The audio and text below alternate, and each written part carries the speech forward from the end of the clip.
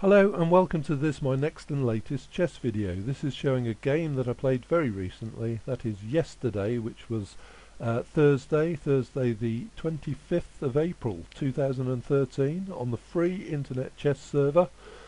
And the game is a 5-minute blitz game. I'm white, my opponent is rated about 1500. At the moment I'm rated only around 1200. Why I'm showing this game is because it shows the Milner Gambit of the French defence advance variation, and this is a line, the Milner Gambit, that I am trying to learn from. I haven't had many good games and played many classical Milner Gambit lines as white, mainly because I'm just starting to learn about it and I don't know it well enough, but this game went quite well for me, so I thought I'd make a video to show some of the principles and show this gambit in a first game that went very well for me. It's well suited for blitz chess, so it actually was a win for me in 17 moves. Well, the opponent resigned after move 17, and so we'll go through the game and talk about the features. I play e4, standard, my favourite white opening, and black plays e6, the start of the French defence. Coincidentally, I play the French defence either as white or as black myself, so I play it from both sides. And white's next main move is d4.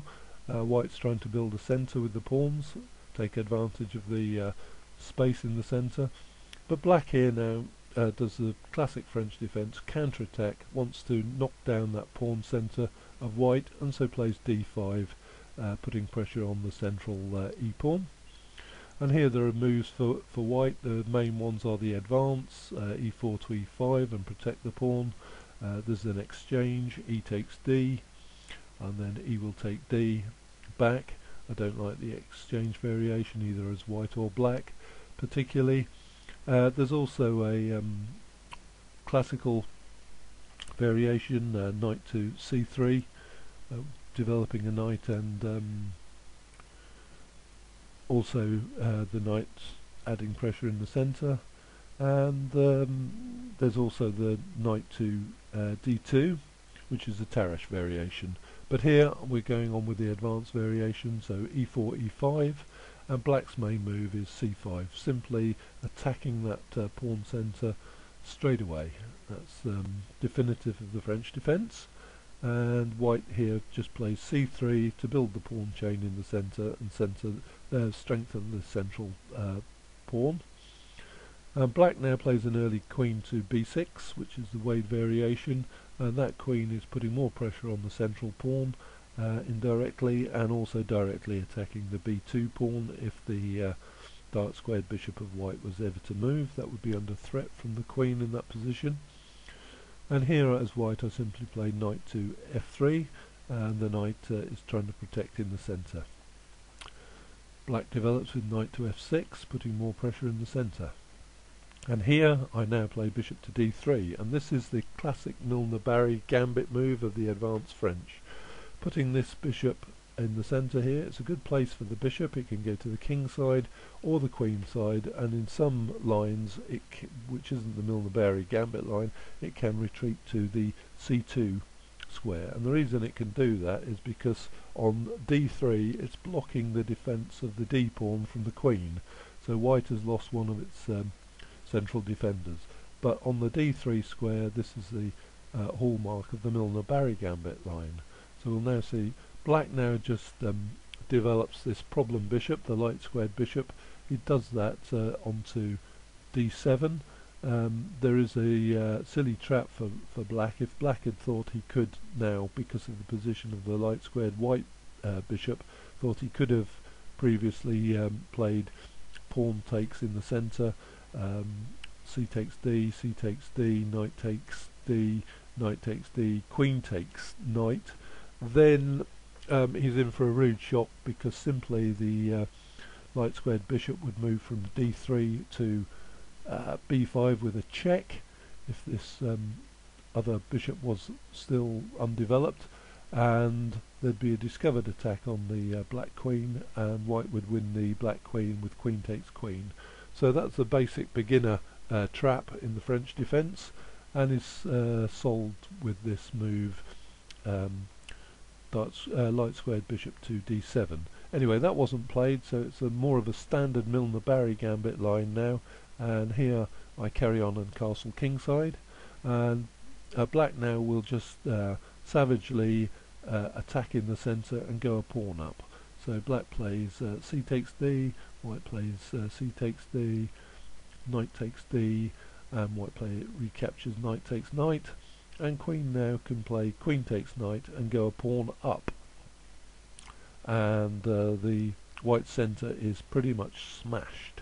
And now the white reply now is knight to c3, and here in the Milner-Barry gambit you're offering a second pawn for black to take with queen takes e5. Now why would you do that? Well, because the black queen then becomes a target. You can attack the queen, and it can be very difficult for the queen to find safe squares, and so that's part of the ploy in the Milner-Barry gambit line. And also you open up the central lines, and your king is castled and safe, but you may notice the black king is uncastled and in the centre. So in the Milner-Barry gambit, from here on, it's white trying to attack fast and hard against the uncastled black king. And in fact, black does play queen takes the e-pawn, so black has greedily taken 2 pawns. And now I try and attack that black queen with rook to e1, and the queen goes back to d6. Now whether that's a good spot for the queen or not remains to be seen, and I now need to work out what are the best places to put my pieces now.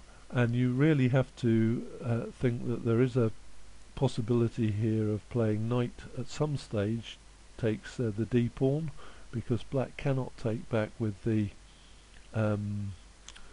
e pawn because it's protecting the king, or the king is pinned against that e pawn from the rook on the e file.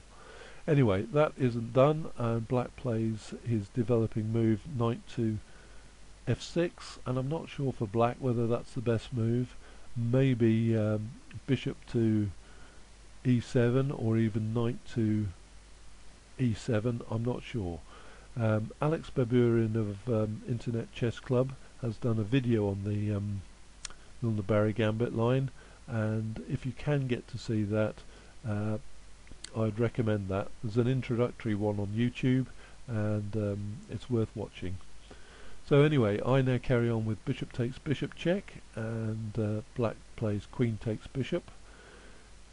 And here I'm not quite sure what to do now, but I know I have to develop quickly and attack quickly in the centre, and so I develop my bishop now to g5, attacking the knight, and black defends the knight with the bishop to e7. I take the knight, bishop takes knight, bishop takes bishop, and here I can attack that centre pawn. So the good move here now is knight takes d5, and this can take some opponents by surprise. You cannot take that knight back because of the pin from the white rook, and black now castles, which was a bad move, because have you spotted my good move here now? Knight takes bishop with a check, and now that black queen is hanging. Again, a discovered attack from me, proving that that black queen was not put in the best and safest place by black, and here black just resigns the game. So that's the end of the game. Very interesting. You go 2 pawns down in this line of the Milner-Barry gambit, but you must attack fast and hard and use your open lines in the centre. Obviously black resigned here because going a queen up, white has the whole advantage and should win the game from there. So very interesting. I hope to show some more games in the Milner-Barry gambit line. I hope you've enjoyed that. Thank you very much for watching.